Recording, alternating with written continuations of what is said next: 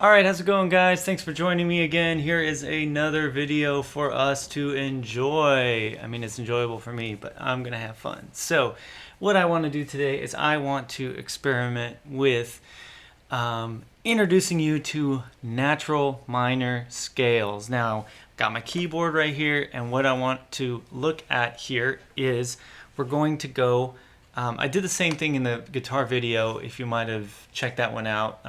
Depending on which one I post first, I don't know what I'm going to do yet. But what I'm going to do is we are going to look at how the major scale relates to the natural minor scale and how they relate to each other. Okay, so here we go. Starting today, what we're going to do is we're going to focus today on the... we're going to do G minor, I think. I think we're going to do a G minor scale today. So let's go with the G minor scale, or G major, sorry. We're going to start with G major. So G major, as you may recall, your major scale, let's play the G major scale.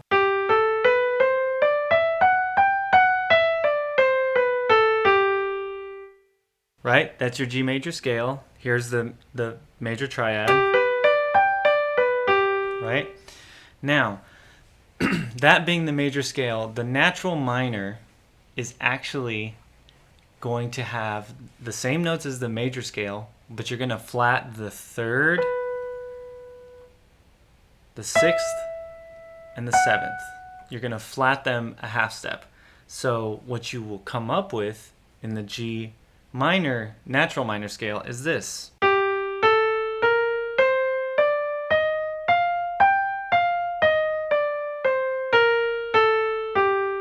All right, very different sound from the G major scale.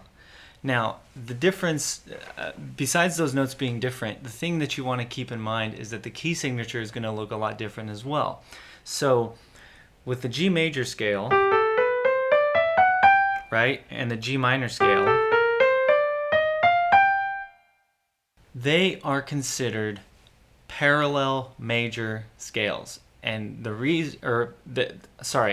the G minor scale, that G natural minor, G minor is the parallel minor of G major. All right? So it's always that they start and end on the same tonic note. That's always what it is. That's the minor. Now, look at this again one more time, and let's play through all the notes, and I'm probably going to put this on the display as well. The G minor scale again.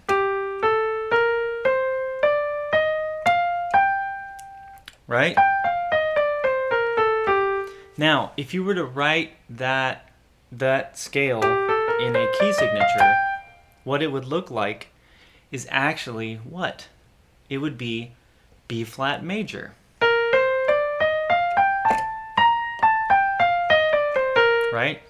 So, the G minor scale, the G minor scale is actually the relative minor of B flat major. Now, the way that you remember that is that they're relative to each other because they look similar, and what that means is their key signature is the same. So, the way that I think of natural minors a lot of the time when I'm trying to memorize them, when I'm trying to learn them, is I think of what the major scale is first. So in this case, it's B flat major, right? Do that. And then what you do is with the same scale, you go down 2 steps, 1, 2, and you start and end on that note. Okay? And that gives you the same scale, but the minor version of that, the relative minor, G minor. Okay? So that's a really easy way to go about it, especially if you're looking at it from the perspective of major and, the relative, looking at it from the key signature perspective. So if you come at it from that perspective, you just go down 2 notes in that same scale and you play the exact same notes, and then you have the natural minor. That's an easy way to kind of cheat your way into learning how those work. But really what it boils down to is what I said before. Now, let's go again. Let's do like we did. We started with G major. Let's go back to G major again. right? G major. Now, what is the relative minor of G major? So we start from G, we go down 2 notes. We're on E, so it's E minor. Again, same key signature.